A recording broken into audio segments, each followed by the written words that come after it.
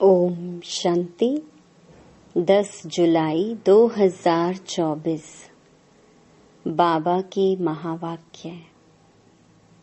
मीठे बच्चे, अब सतो प्रधान बन घर जाना है, इसलिए अपने को आत्मा समझ निरंतर बाप को याद करने का अभ्यास करो। उन्नति का सदा ख्याल रखो। प्रश्न: पढ़ाई में दिन प्रतिदिन आगे बढ़ रहे हैं या पीछे हट रहे हैं, उसकी निशानी क्या है? उत्तर: पढ़ाई में अगर आगे बढ़ रहे हैं तो हल्केपन का अनुभव होगा। बुद्धि में रहेगा, यह शरीर तो छीछी है, इसको छोड़ना है, हमको तो अब घर जाना है। दैवी गुण धारण करते जाएंगे। अगर पीछे हट रहे हैं तो चलन से आसुरी गुण दिखाई देंगे। चलते फिरते बाप की याद नहीं रहेगी। वह फूल बन सबको सुख नहीं दे सकेंगे। ऐसे बच्चों को आगे चल साक्षात्कार होंगे, फिर बहुत सजाएं खानी पड़ेंगी। ओम शांति। बुद्धि में यह ख्यालात रहे कि हम सतो प्रधान आए थे। रूहानी बाप रूहानी बच्चों को समझाते हैं, यहाँ सब बैठे हैं, कोई तो देही अभिमानी है और कोई देही अभिमानी होंगे। कोई सेकंड में देही अभिमानी और सेकंड में देही अभिमानी होते रहेंगे। ऐसे तो कोई कह न सके कि हम सारा समय देही अभिमानी हो बैठे हैं। नहीं, बाप समझाते हैं, कोई समय देही अभिमानी, कोई समय देही अभिमान में होंगे। अब बच्चे यह तो जानते हैं, हम आत्मा इस शरीर को छोड़ जाएंगे अपने घर। बहुत खुशी से जाना है। सारा दिन चिंतन ही यह करते हैं, हम शांति धाम में जाएं, क्योंकि बाप ने रास्ता तो बताया है। और लोग कभी इस विचार से नहीं बैठते होंगे। यह शिक्षा किसको मिलती ही नहीं है, ख्याल भी नहीं होगा। तुम समझते हो यह दुख धाम है। अब बाप ने सुख धाम में जाने का रास्ता बताया है। जितना बाप को याद करेंगे उतना संपूर्ण बन यथा योग्य शांति धाम में जाएंगे। उनको ही मुक्ति कहा जाता है, जिसके लिए ही मनुष्य गुरु करते हैं। परंतु मनुष्यों को बिल्कुल पता नहीं कि मुक्ति, जीवन मुक्ति चीज क्या है, क्योंकि यह है नई बात। तुम बच्चे ही समझते हो, अब हमको घर जाना है। बाप कहते हैं, याद की यात्रा से पवित्र बनो। तुम पहले पहले जब आए, श्रेष्ठाचारी दुनिया में तो सतो प्रधान थे, आत्मा सतो प्रधान थी। कोई के साथ कनेक्शन भी पीछे होगा। जब गर्भ में जाएंगे तब संबंध में आएंगे। तुम जानते हो अभी यह हमारा अंतिम जन्म है। हमको वापस घर जाना है। पवित्र बनने बिगर हम जा नहीं सकेंगे।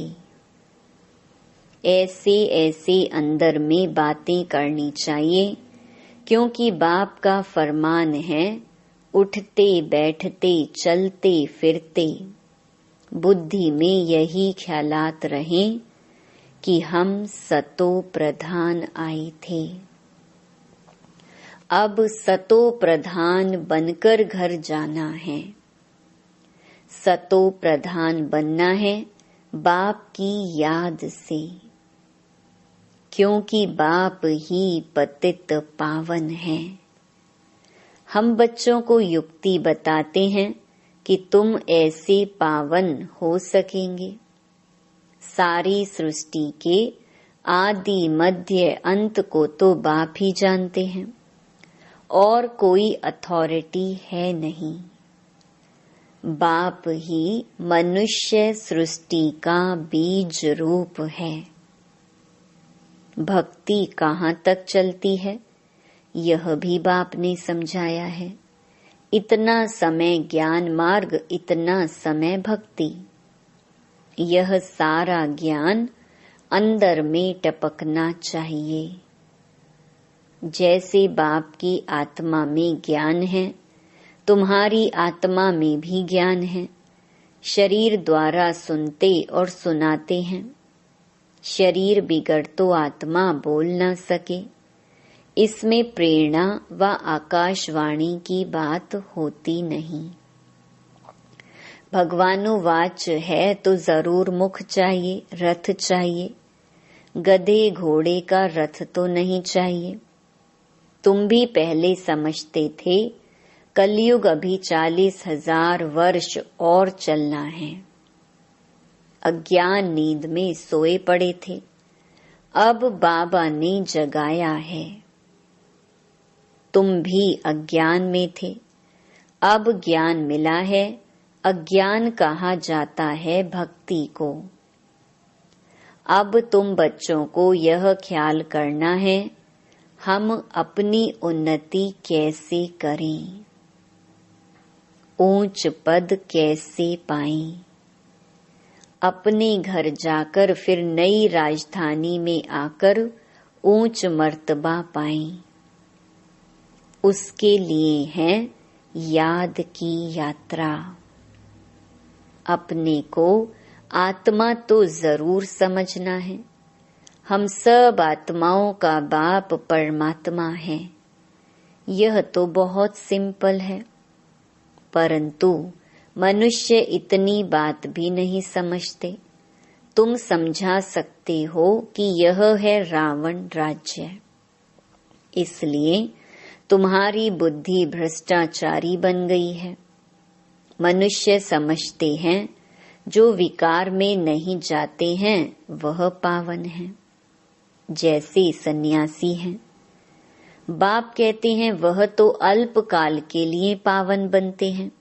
दुनिया तो फिर भी पतित है ना। पावन दुनिया है ही सतयुग। पतित दुनिया में सतयुग जैसा पावन कोई हो नहीं सकता। वहां तो रावण राज्य ही नहीं, विकार की बात ही नहीं, तो चक्कर लगाते घूमते फिरते बुद्धि में यह चिंतन रहना चाहिए। बाबा में यह ज्ञान है ना। ज्ञान सागर है तो जरूर ज्ञान टपकता होगा। तुम भी ज्ञान सागर से निकली हुई नदियां हो। वह तो एवर सागर ही है, तुम एवर सागर नहीं हो। तुम बच्चे समझते हो हम तो सब भाई भाई हैं। तुम बच्चे पढ़ते हो, वास्तव में नदियों आदि की बात नहीं। नदी कहने से गंगा जमुना आदि कह देते हैं। तुम अभी बेहद में खड़े हो। हम सब आत्माएं एक बाप के बच्चे भाई भाई हैं। अभी हमें वापस घर जाना है, जहां से आकर शरीर रूपी तख्त पर विराजमान होते हैं। बहुत छोटी आत्मा है, साक्षात्कार होने से समझ न सकी। आत्मा निकलती है तो कभी कहते हैं माथे से निकली, आँखों से, मुख से निकली, मुख खुल जाता है, आत्मा शरीर छोड़ चली जाती है तो शरीर जड़ हो जाता है। यह ज्ञान है। स्टूडेंट की बुद्धि में सारा दिन पढ़ाई रहती है। तुम्हारे भी सारा दिन पढ़ाई के ही ख्यालात चलने चाहिए। अच्छे अच्छे स्टूडेंट के हाथ में सदैव कोई ना कोई किताब रहती है, पढ़ते रहते हैं। बाप कहते हैं तुम्हारा यह अंतिम जन्म है। सारा चक्कर लगाकर अंत में आए हो तो बुद्धि में यही सिमरण रहना चाहिए। धारणा कर औरों को समझाना चाहिए। कोई को तो धारणा होती ही नहीं। स्कूल में भी नंबरवार स्टूडेंट होते हैं, सब्जेक्ट भी बहुत होती हैं। यहाँ तो सब्जेक्ट एक ही है, देवता बनना है। यही पढ़ाई का चिंतन चलता रहे। ऐसे नहीं पढ़ाई भूल जाएं, बाकी और ख्यालात चलते रहें। धंधे वाला होगा, अपने धंधे के ही ख्यालात में लगा रहेगा। स्टूडेंट पढ़ाई में ही लगा रहेगा।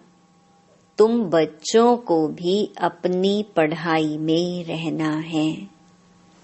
कल एक निमंत्रण पत्र आया था इंटरनेशनल योग कॉन्फ्रेंस का। तुम उन्हों को लिख सकते हो। तुम्हारा तो यह है हठ योग। इसकी एम ऑब्जेक्ट क्या है? इससे फायदा क्या होता है? हम तो राज योग सीख रहे हैं। परम पिता परमात्मा जो ज्ञान सागर है, वह रचयिता हमको अपना और रचना का ज्ञान सुनाते हैं। अब हमको वापस घर जाना है। मन मना भव, यह है हमारा मंत्र। हम बाप को और बाप द्वारा जो वर्षा मिलता है उसको याद करते हैं। तुम यह हठ योग आदि करते आए हो, इसकी एम ऑब्जेक्ट क्या है?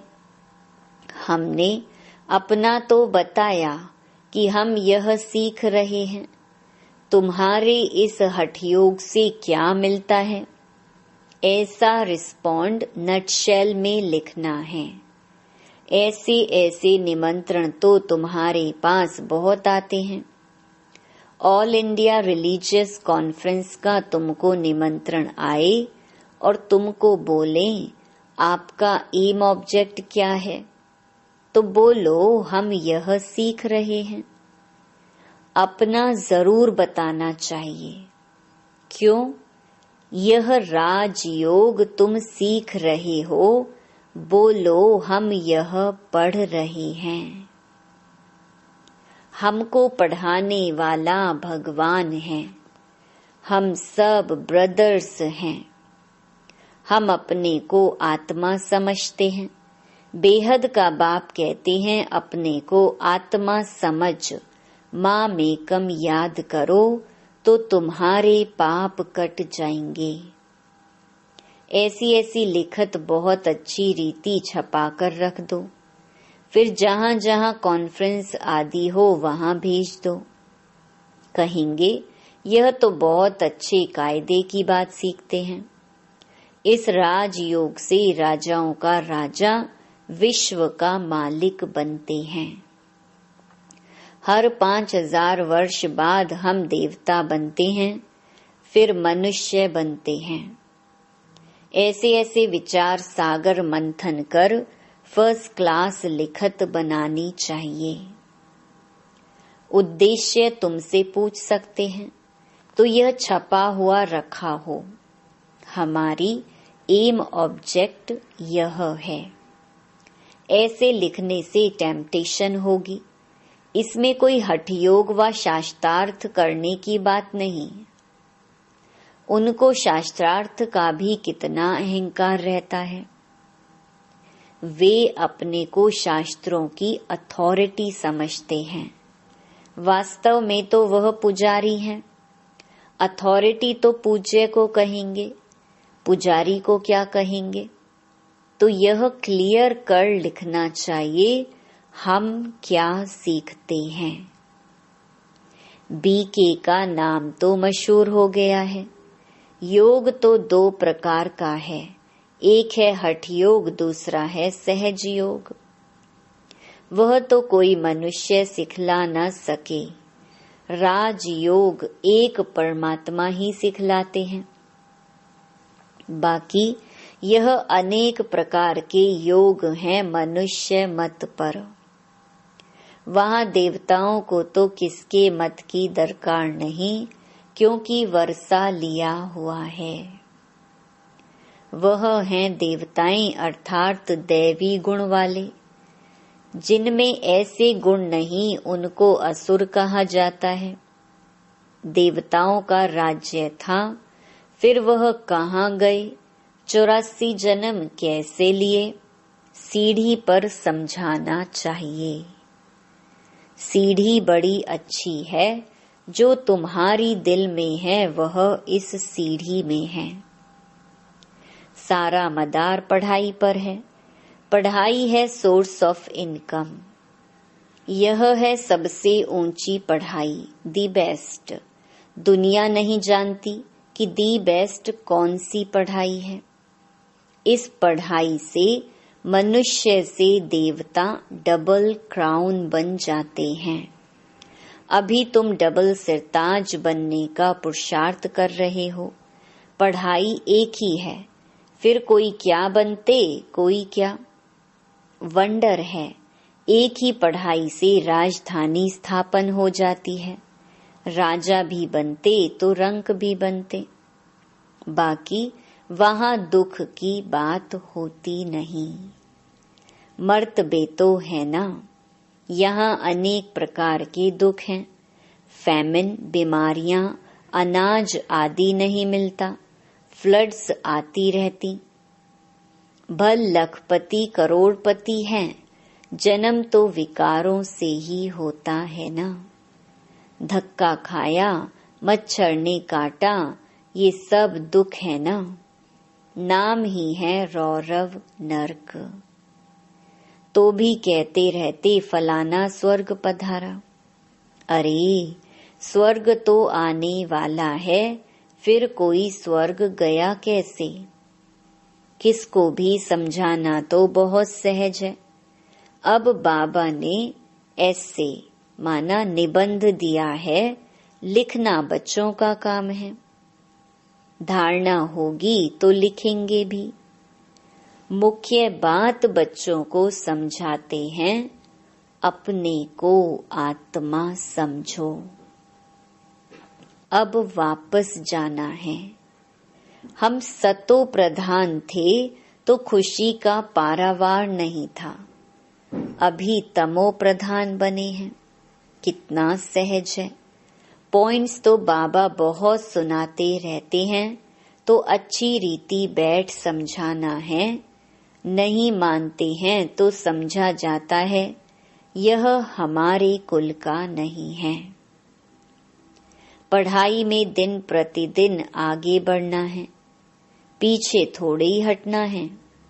दैवी गुणों के बदले आसुरी गुण धारण करना, यह तो पीछे हटना हुआ ना।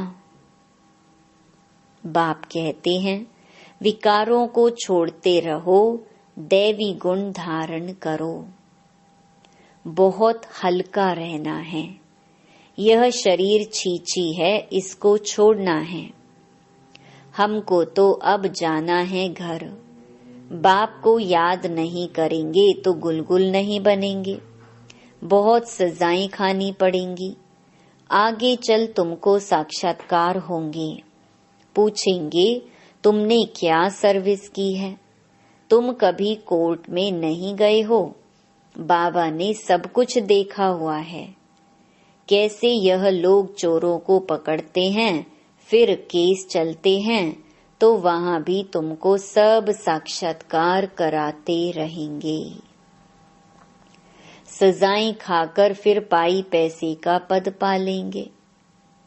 टीचर को तो रहम आता है ना, यह नापास हो जाएंगे। यह बाप को याद करने की सब्जेक्ट सबसे अच्छी है, जिससे पाप कटते जाएं। बाबा हमको पढ़ाते हैं, यही सिमरण करते चक्कर लगाते रहना चाहिए। स्टूडेंट टीचर को याद भी करते हैं और बुद्धि में पढ़ाई रहती है। टीचर से योग तो जरूर होगा ना, यह बुद्धि में रहना चाहिए। हम सब भाइयों का एक टीचर है, वह है सुप्रीम टीचर। आगे चल बहुतों को मालूम पड़ेगा, अहो प्रभु तेरी लीला। महिमा करके मरेंगे, परंतु पा तो कुछ नहीं सकेंगे। देही अभिमान में आने से ही उल्टे काम करते हैं। देही अभिमानी होने से अच्छा काम करेंगे। बाप कहते हैं, अब तुम्हारी वानप्रस्थ अवस्था है, वापिस जाना ही पड़ेगा। हिसाब किताब चुकतू कर सबको जाना है। चाहे व ना चाहे जाना जरूर है।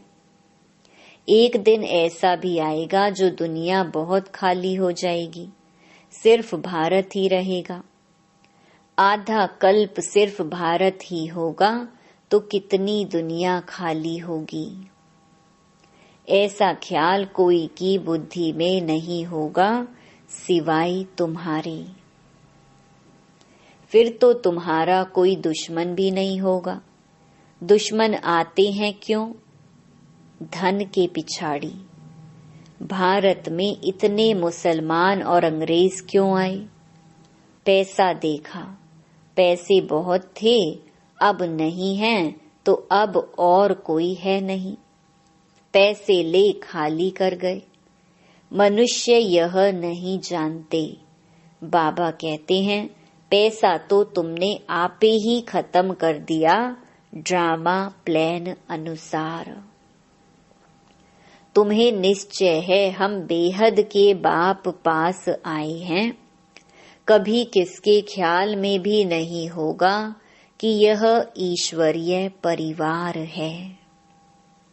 अच्छा, मीठे मीठे सिकिलधे बच्चों प्रति मात पिता बाप दादा का याद प्यार और गुड मॉर्निंग। रूहानी बाप की रूहानी बच्चों को नमस्ते। धारणा के लिए मुख्य सार। पहला, चलते फिरते बुद्धि में पढ़ाई का चिंतन करना है।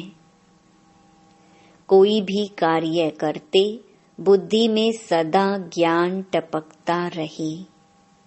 यह द बेस्ट पढ़ाई है, जिसे पढ़कर डबल क्राउन बनना है। दूसरा, अभ्यास करना है। हम आत्मा भाई भाई हैं। देह अभिमान में आने से उल्टे काम होते हैं, इसलिए जितना हो सके देही अभिमानी रहना है। वरदान, सत्यता की शक्ति द्वारा सदा खुशी में नाचने वाले शक्तिशाली महान आत्मा भव। कहा जाता है, सच तो बैठो नच। सच्चा अर्थात सत्यता की शक्ति वाला सदा नाचता रहेगा। कभी मुरझाएगा नहीं, उलझेगा नहीं, घबराएगा नहीं, कमजोर नहीं होगा। वह खुशी में सदा नाचता रहेगा, शक्तिशाली होगा। उसमें सामना करने की शक्ति होगी। सत्यता कभी हिलती नहीं है, अचल होती है। सत्य की नाव डोलती है, लेकिन डूबती नहीं। तो सत्यता की शक्ति को धारण करने वाली आत्मा ही महान है। स्लोगन: व्यस्त मन बुद्धि को सेकंड में स्टॉप कर लेना ही सर्वश्रेष्ठ अभ्यास है। ओम शांति।